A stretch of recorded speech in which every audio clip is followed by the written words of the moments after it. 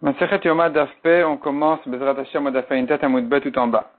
Tanya Rabbi Omer, Kol Hashiorin Kulan Bekezait.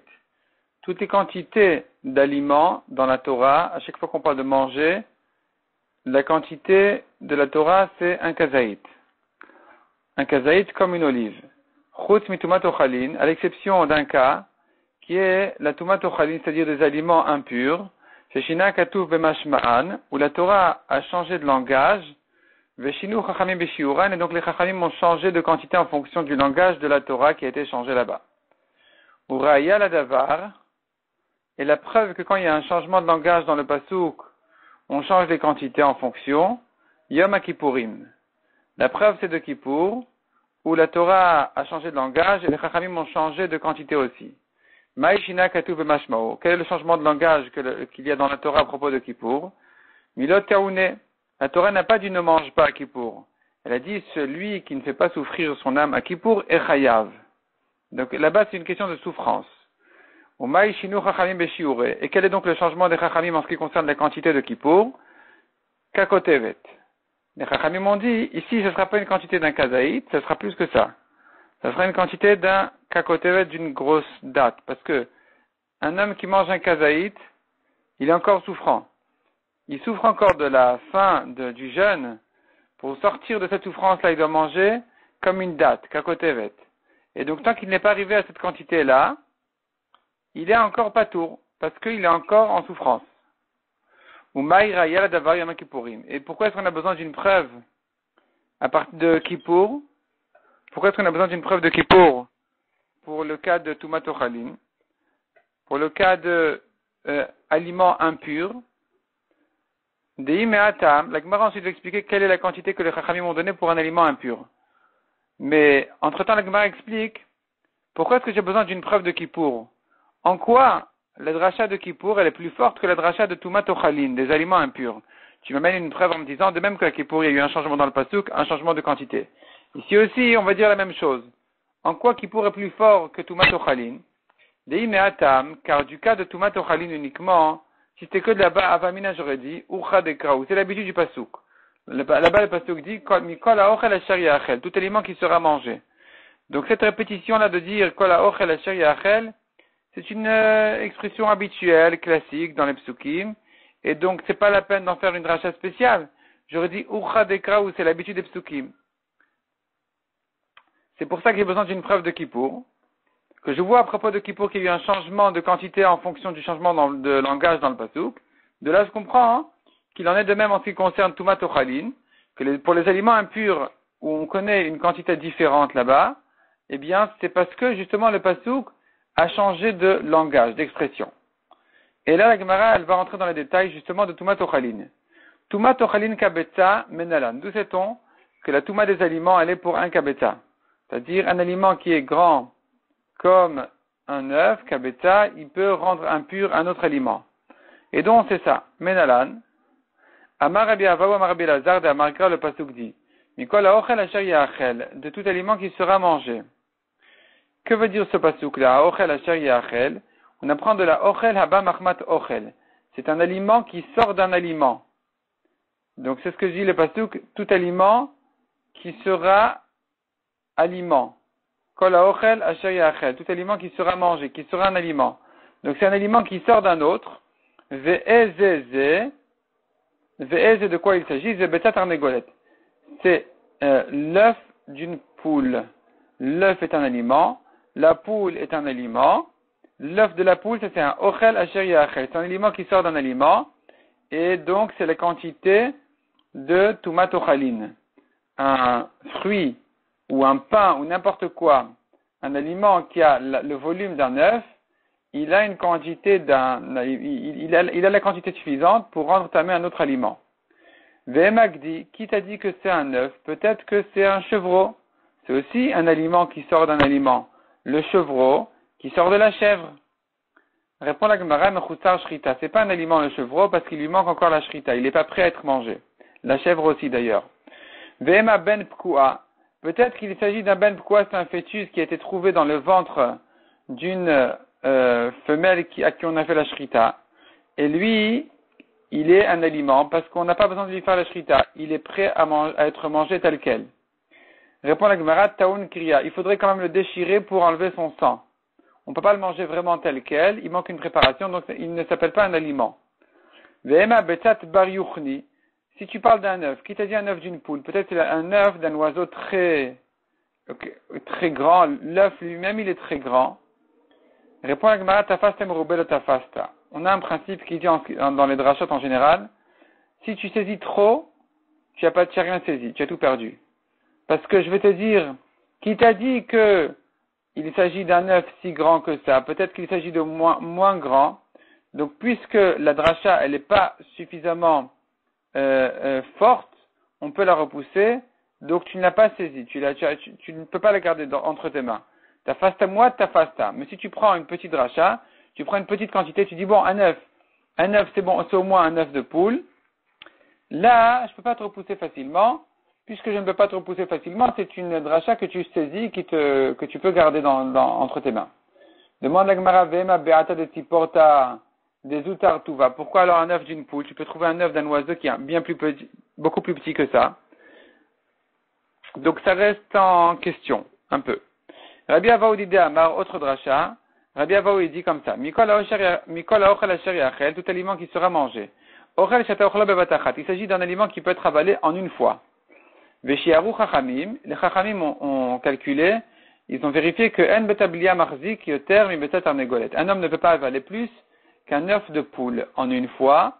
On peut avaler maximum comme un œuf de poule en une fois, et donc c'est ça ce que dit la Torah, aochel asher yachel, un aliment qui sera mangé en un coup, c'est l'œuf. Et c'est de là que vient la dracha, que tumat ochalin, elle est à partir d'un œuf. C'est-à-dire, un aliment, pour rendre ta main à un autre, il doit être minimum grand comme un œuf de poule. Amar Rabbi Elazar ochel chelav bazmanazé. Celui qui mange aujourd'hui de la graisse interdite, tarir shirtov lo shiur. Il ne lui est pas suffisant d'écrire dans son carnet, je suis chayav khatat. Quand Mashiach viendra, j'amènerai un korban khatat. Il doit écrire aussi les quantités qu'il a mangées. Shema yavo badin acher, viarbe beshiurin. Peut-être que viendra, quand Mashiach viendra, il y aura un nouveau badin qui va venir, et qui va augmenter les quantités. La Gemara explique, ma yarbe beshiurin. Qu'est-ce que ça veut dire yarbe beshiurin? Ils vont donner des quantités plus grandes. Qu'est-ce que ça veut dire? Inema de mechaïv et korban a kezaït katan. Ça veut dire qu'ils vont rendre chayav, même pour un plus petit kezaït que ce qu'on a l'habitude aujourd'hui de dire. Et donc, si tu as mangé moins qu'un kezaït, tu dois quand même noter, j'ai mangé une telle quantité, de manière à ce que si un bedin viendra ensuite et dira que pour cette petite quantité on est aussi chayav, eh bien qu'il sache qu'il est chayav d'un korban. Ve'atanya, on ne peut pas dire ça, parce qu'il y a une breta qui nous donne un principe pour le korban khatat, qui c'est qui est chayav d'un korban. Asher loteasen abishgaga ve'ashem. Celui qui a fait une avera interdite, donc loteasen interdit d'affaire, bishgaga il a fait inconsciemment, ve'ashem il est fautif. Donc il est fautif pour sa avera qu'il a fait inconsciemment. Et c'est lui qui rêve de korban khatat. De là, on apprend, Ashav midiatom evi korban al shiggato. La suite du pasuk, c'est, onoda el abkhatato shechata. S'il a pris sa faute, il fait tchouva, il amène un korban. Donc, je vois de là que qui est celui qui est chayav d'un korban? C'est celui qui est shav midiato. Il revient sur ce qu'il a fait, c'est-à-dire, il revient au contraire, c'est-à-dire, il fait marche arrière, il regrette, autrement dit, midiato, à cause de sa conscience. Il a appris que c'est interdit, et donc, il se remet en question. C'est lui qui me vit korban al-shik gato, c'est lui qui doit amener un korban pour sa vera qu'il a fait inconsciemment. L'oshav midiato, mais si tu lui dis, sache que c'est interdit ce que tu as fait, et lui, quand il a appris qu'il a mangé de la graisse, il ne se remet pas en question, elle ne vit korban al-shik gato. Il n'a pas amené de korban pour sa shgaga. Or, chez nous, quelqu'un qui a mangé un tout petit kazaït, toute petite quantité, si tu lui dis ça, ce que tu as mangé de la graisse interdite, il va pas tellement s'affoler parce que c'est une quantité tellement petite qu'on n'est même pas chayav dessus. Il serait prêt à continuer il serait prêt à remanger une petite quantité comme ça là. Et donc, puisque il ne regrette pas ce qu'il a fait, alors, même si ensuite viendra un bedin il devrait être patour, parce qu'au moment où il a fait la Avera, s'il en était conscient, eh bien, il aurait quand même fait, parce que c'était moins que la quantité qu'il connaissait à ce moment-là. De son temps, le Bedin ne reconnaissait pas une plus petite quantité que celle-là. Donc même si ensuite viendra un autre Bedin, il sera toujours patour. Parce que l'Avera qu'il a faite n'a pas été faite que inconsciemment vis-à-vis de ce qu'il était en train de faire. C'est-à-dire, il l'aurait fait même consciemment. Même consciemment, il l'aurait fait parce qu'il pensait que c'était pas la quantité. Donc, on ne peut pas le rendre chayav. Il n'a pas noté. Donc, quelqu'un qui aurait mangé un tout petit kazaït, il n'a pas noté j'ai mangé un tout petit kazaït au cas où un bedin viendra. Puisque même si un bedin viendra changer les kazétim, il sera toujours pas tour. Puisqu'il aurait fait même s'il était conscient de ce qu'il faisait. Et là répond la Gemara, de l'homme echayve korban adika kazaït gadol. Non, c'est pas comme ça. C'est qu'on craint qu'un bedin viendra et dira que on n'est pas chayav pour un petit kazaït habituel, on est chayav que pour un plus grand kazaït que ce qu'on a l'habitude de faire, que ce qu'on a l'habitude de compter. Et donc, aujourd'hui, il se croit chayav de korban, alors que le bedin viendra et dira qu'il est pas tour de korban. C'est pour ça que quelqu'un qui a mangé un kazaït, il doit noter la quantité qu'il a mangé. Demande la Gemara le maï de Sali Kadat et Mikara. Et selon ce qui est monté à notre esprit au début, selon la Havamina, selon ce qu'on pensait tout à l'heure, des Mechayv et Korban et Kazaït Katan, qu'on craignait un nouveau Badin qui rend chayav même pour un petit Kazaït. Maï Yarbe Beshiurim. Qu'est-ce que ça veut dire qu'on risque d'agrandir les Shiurim? Au contraire, ça s'appelle rapetisser les Shiurim, pas les grandir. Répond la Gemara, Shema Yarbe Bekorbanot Mahmat Shiurim. Shema Yarbe Beshiurim, c'est pas que on va donner des quantités plus grandes. C'est qu'on va donner plus de chiyuvim en fonction de la quantité plus petite que le bedin va décider. Et donc, il vous rendre chayav plus de gens qui auraient mangé même cette quantité-là. C'est ça ce qu'on voulait dire par Yarbe Beshiurin. Donc ça, c'était la Vamina, mais la Gemara a déjà repoussé en disant non. On ne peut pas dire qu'un bedin qui viendra dire qu'on est chayav même pour une plus petite quantité, eh bien, ça rendra chayav même ceux de l'époque. Eux resteront pas tours, parce que même consciemment, ils l'auraient fait. Amar Rabbi Yochanan, Shiurin ve'onashin alachal Moshe Sinai. Les quantités, toutes les quantités de la Torah et les punitions ont été apprises par cœur, ont été transmises par Moshe à Sinaï. À Moshe à Sinaï. Onashin mirtav ktive demande à Gemara, mais les punitions elles sont écrites très clairement dans la Torah, qui est chayav mita, qui est chayav karet, etc. Et la Rike Amar. Répond la Gemara. Shiurim shel onashin alachal Moshe Sinai. Les quantités de la Torah en général, sur lesquelles on est chayav, les punitions à chaque fois, ces quantités-là n'ont pas été écrites nulle part dans la Torah, mais on les a prises par cœur à la Moshe Sinai.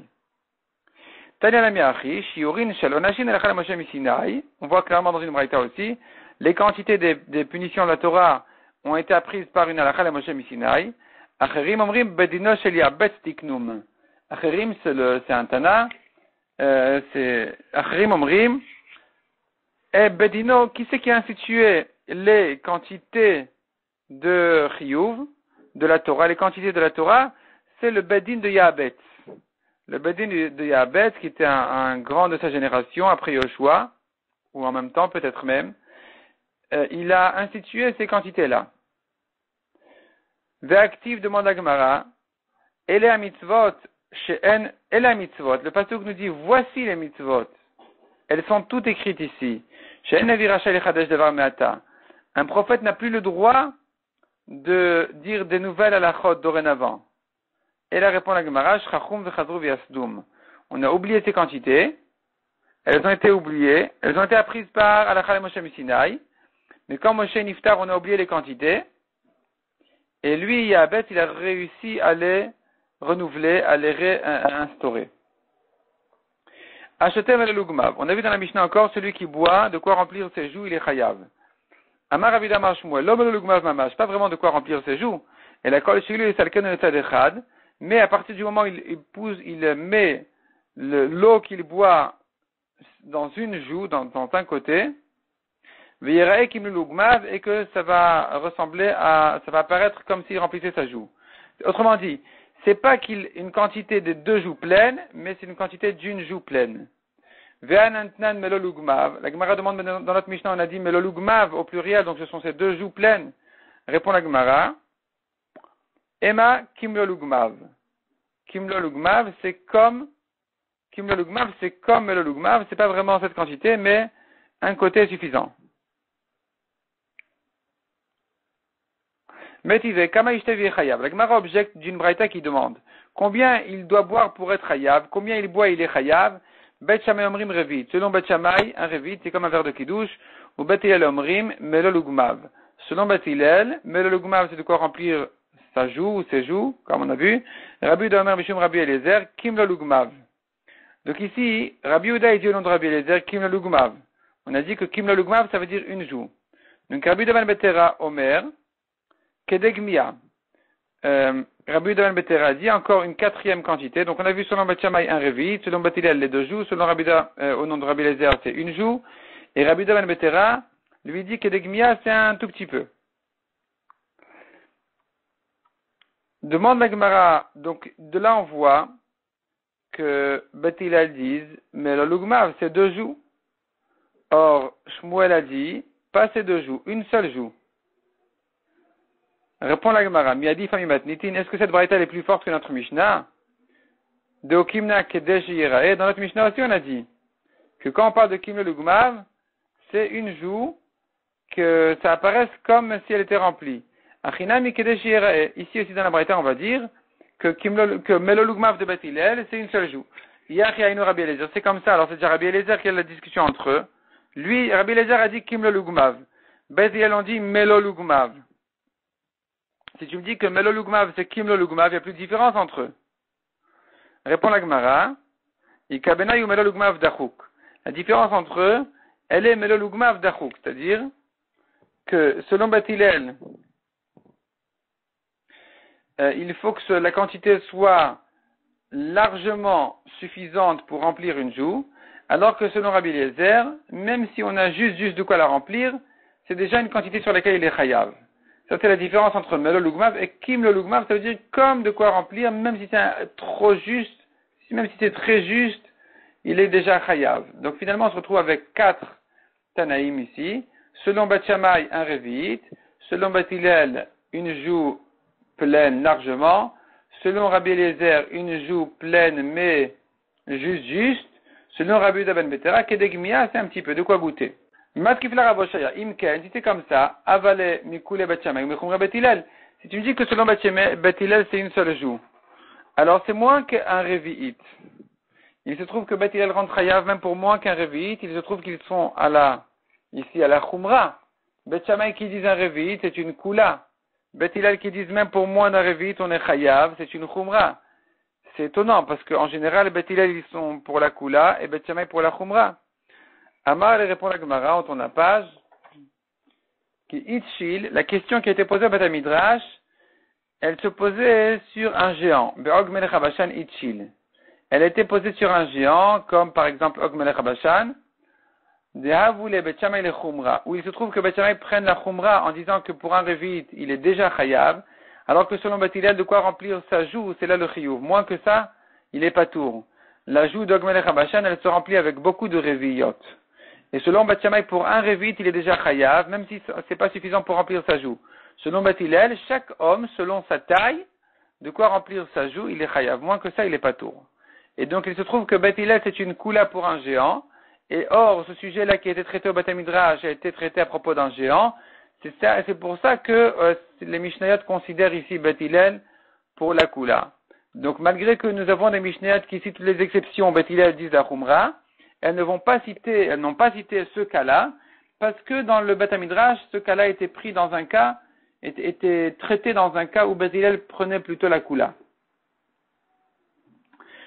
Donc, Ki'ichil, je reprends, Ki'ichil, la question qui a été posée, Be'og melech habashan Ichil, elle était posée à propos d'un géant, De'avule Bet Shammai le chumra, et donc Bet Shammai se retrouvait pour la chumra de dire qu'il est chayav, même pour un revit, même si c'est pas suffisant pour remplir sa joue. Matkifla Rabbi Zera. Maishna achila, de kol chad vechad vekakotevet. Rabbi Zera demande, je ne comprends pas. En quoi est différent achila, quelqu'un qui mange à Kippour, tout le monde, n'importe quelle personne, aussi bien un grand qu'un petit, un gros qu'un maigre, un géant qu'un nain, ils ont tous la même quantité. Kol chad vechad bekakotevet. On leur donne à tous une quantité unique qui est égale, qui est la kotevet, la grosse date. Ou maïshna shtia de kol chad vechad bedide. Alors qu'en ce qui concerne la shtia, quelqu'un qui boit, qui pour, on lui a dit, ça dépend de lui, de son corps, de sa joue. Amar le Abaye, répond Abaye à l'objection de Rabbi Zera, Kim lo le Rabbanan. Les Chachamim savaient.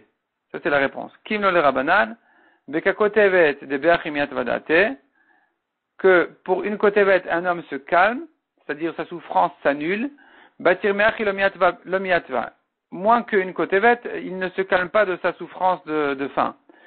Beshtia, tandis que, en ce qui concerne boire, bedide mitvedate, bedechavre lomitvadate. Si c'est une quantité qui est adaptée à sa joue, à lui, eh bien, ça va apaiser sa soif et annuler sa souffrance. Mais si c'est une quantité qui est adaptée à la joue de son ami, eh bien, c'est pas avec ça qu'il va se calmer de sa soif. Donc, un homme qui a bu une quantité qui est selon son corps, qui a été mesurée selon son corps, selon sa joue, il va se calmer de sa soif, il est chayav. Parce qu'il a annulé sa souffrance de Kippour. Et là, on ne va pas donner une quantité égale à tout le monde, parce qu'un homme qui va boire cette quantité-là, un, il va se calmer, l'autre ne va pas se calmer. Et donc, chacun, un, sa soif sera apaisé un petit peu, l'autre non, pas du tout. Donc, on ne peut pas mesurer comme ça, on est obligé de donner pour chacun sa quantité à lui. Matripla Rabbi Zera. Autre question pose Rabbi Zera, dans le même sens. Est-ce que le monde entier, sa faim s'apaise en mangeant une date, et Og Melech HaBashan, le géant aussi, tu vas me dire qu'il se calme en mangeant cette date-là? Comment ça se fait qu'on a donné une quantité égale à tout le monde? Amarle Abaye. Abaye lui a répondu, si c'est comme ça. Kimlo le Rabanan, oui, c'est les Chachamim qui savent,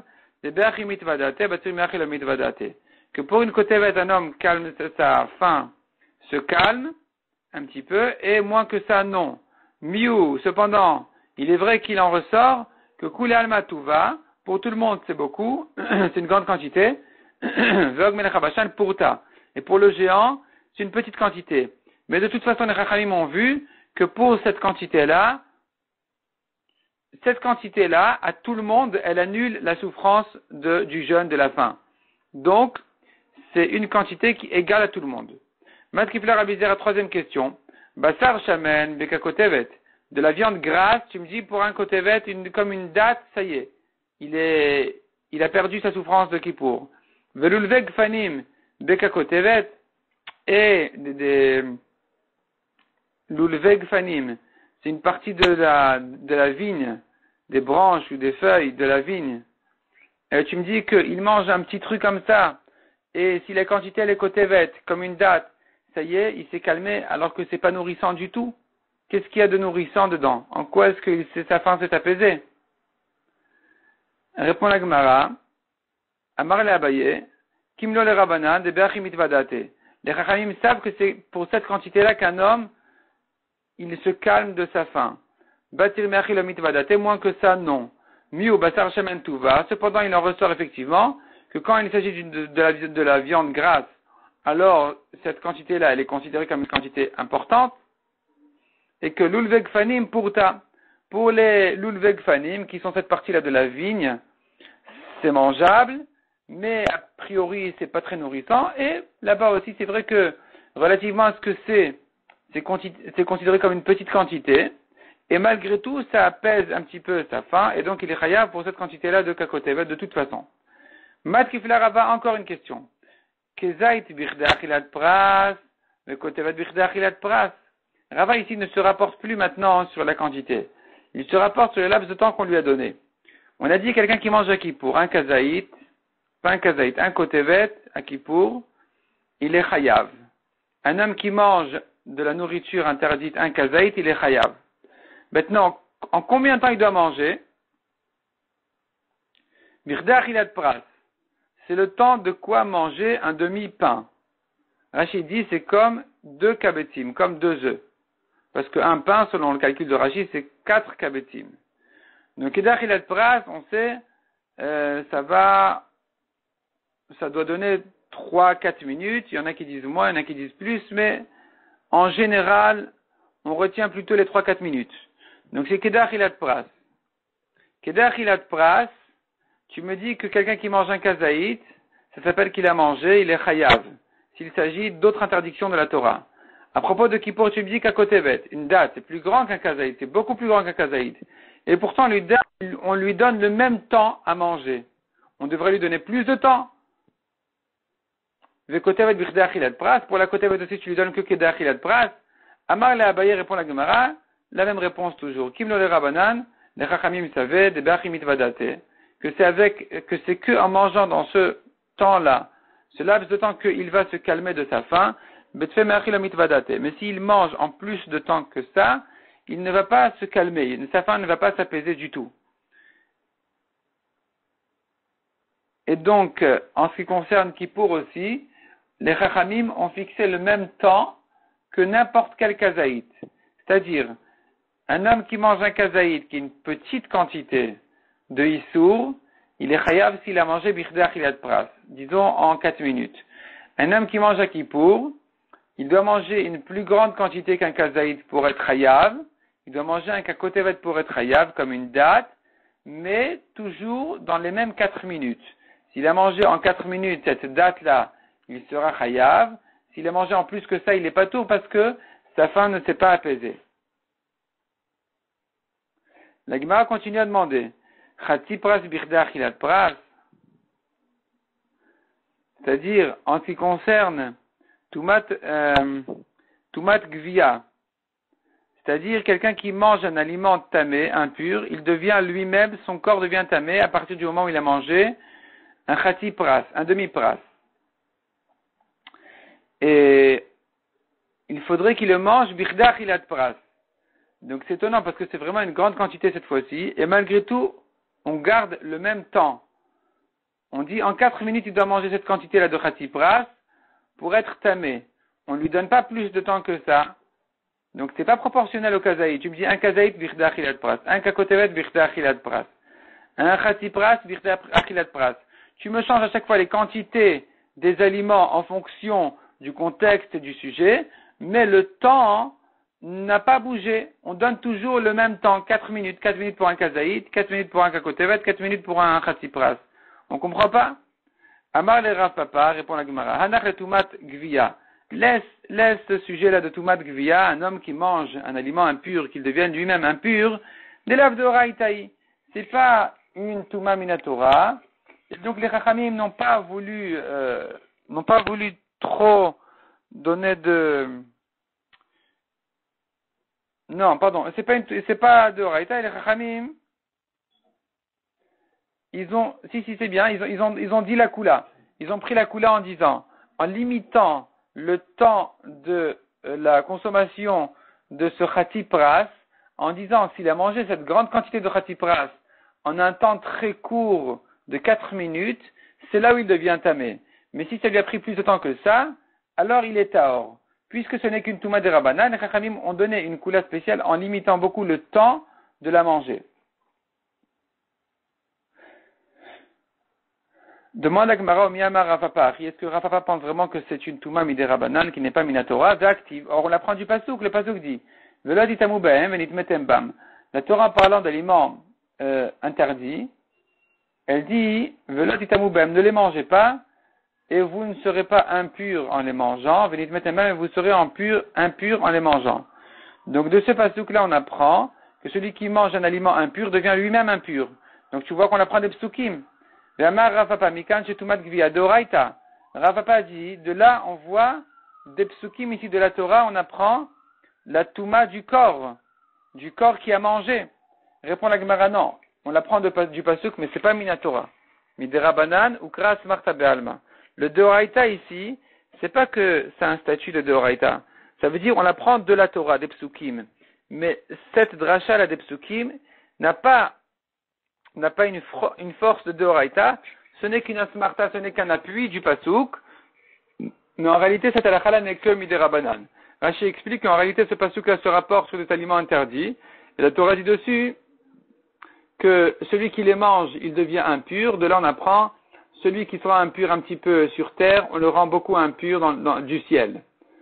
Et c'est une rachat qu'on a vue au début de la Masechet, qui s'apprend justement de la répétition du pasuk ici, vous ne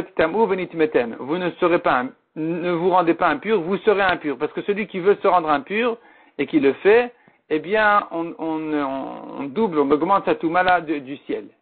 Et inversement, évidemment, quelqu'un qui cherche à se sanctifier sur terre, on va le sanctifier davantage du ciel.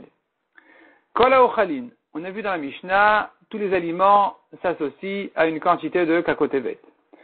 Amar Rafapa, achal umta ou milcha mitzaref. Celui qui mange umta, c'est de la viande crue, ou milcha avec du sel, mitzaref, ça s'additionne, ça s'associe à une quantité de chiyuv, à un kakotevet. Ve'afal gav de la vachilaï, malgré que ce n'est pas une achila, c'est pas comme ça qu'on mange, kevan de achlein, c'est puisqu'il y a des gens qui mangent quand même comme ça, mitzarvin, on les additionne en même temps. Amar Resh Lakish. Amar Resh Lakish, de même, tir shalgabe yerek mitzaref. Tir, c'est une sorte de vinaigre ou quelque chose qui vient assaisonner les légumes, il s'associe avec le légume, mitzaref le kakotevet v'yom kippourim. Il s'associe pour en arriver à une quantité de kakotevet à Kippour. Pshita, c'est évident. Maoudetema répond à la Gemara, mashkeu, tu aurais dit, ce n'est pas considéré comme un aliment. Le vinaigre, le tir qui vient assaisonner n'est pas considéré comme un aliment, c'est une boisson, c'est un liquide, c'est pas un aliment. Kamash malan, que je considère comme un aliment, pourquoi? Parce que kol arshur et ochla, ou tout ce qui vient réparer et préparer un aliment, comme ça, qui vient assaisonner le légume, est considéré lui-même comme un aliment, et donc il peut s'additionner à la quantité de chiyuv. Amar Resh Lakish, ochel achila gasa b'yom kippourim patour. Celui qui mange à Kippour, achila gasa. Achila gasa, c'est quelqu'un qui a mangé tellement avant Kippour, qu'il ne peut plus rien avaler maintenant, il ne peut plus rien manger. Et il continue à se forcer à manger à Kippour, il est patour. Pourquoi il est patour? Maïtama, asher lo teunektiv, prat le mazik. La Torah dit, un homme qui ne s'est pas fait souffrir, il est chayav à Kippour. Mais lui, en mangeant à Kippour, en se forçant à manger à Kippour, ça ne s'appelle pas manger. Ça ne s'appelle pas qu'il a annulé sa souffrance. C'est un mazik. Il est sans dommage. Il se cause un dommage. Il abîme les aliments et il abîme sa santé aussi. Donc, il est patour parce que il n'a pas annulé la souffrance de Kippour. Amar Abirmiya, Amar Resh Lakish, Zar Shachal Trouma Chilagasa. De même, un étranger qui n'est pas Kohen, il a mangé de la Trouma alors qu'il était complètement plein. Meshalem et Keren vena Meshalem et Chomesh. Ça ne s'appelle pas manger, ça s'appelle endommager. Et donc, il n'est chayav que du capital et pas d'ajouter un cinquième dessus. Pourquoi? Kiochal, prat le mazik. Quand est-ce que la Torah dit d'ajouter un cinquième? C'est un étranger qui mangerait de la trouma. S'il la mange, pas s'il endommage. Ici, ça ne s'appelle pas manger, ça s'appelle endommager. Il s'est abîmé à lui-même, il a abîmé la trouma aussi. Donc, c'est comme quelqu'un qui a endommagé la trouma, qui est chayav de la rembourser sans ajouter un cinquième. Amar Rabbi Yirmiyah Amar Rabbi Yochanan. Zar shekoses seorim shel trouma. Un étranger qui a mangé de l'orge crue de trouma, alors que c'est pas vraiment mangeable comme ça. Meshalem et akeren vena meshalem et chomesh. À nouveau, ici aussi, il ne paye que le capital et pas le cinquième à ajouter. Ki yochal prat le mazik. La Torah a dit, qui c'est qui ajoute un cinquième? Celui qui mange, pas celui qui endommage. Amar Rav Shizvi Amar Rabbi Yochanan. Zar shebala Shazfin shel Trouma vekian, un étranger qui a avalé des prunes ou des fruits de Trouma et il les a ressortis, il les a vomis. Ve'achalan acher, un autre est venu et les a mangés. Donc le premier il les a avalés comme ça, tel quel, le deuxième il les a ressortis, le deuxième est venu, il les a mangés. Rishon meshalem keren vachomesh. Le premier doit payer ce qu'il a mangé en ajoutant un cinquième. Ça s'appelle manger. Sheni en meshalem el adme etzim la rishon bilvad. Alors que le deuxième qui a mangé ce qui avait été déjà avalé par le premier, il ne doit payer que la valeur de ces fruits-là en tant que bois qui peuvent alimenter un feu au premier uniquement. C'est-à-dire, ces fruits de Trouma-là ont une certaine valeur même une fois qu'ils ont été avalés par le premier. Le premier en les avalant, il les a acquis. Ça devient à lui.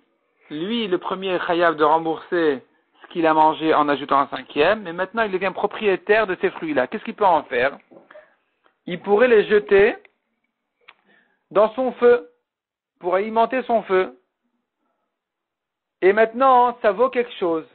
Si quelqu'un est venu et les a mangés, il doit lui rembourser cette petite valeur que ça vaut, comme des bois. Ça, c'est ce que le deuxième doit payer au premier. Et donc, c'est ce que dit la Gemara. Le premier doit payer Keren Vachomesh, il doit payer au Kohen les fruits et un cinquième. Et le deuxième ne paye que au premier que la valeur des fruits comme des bois.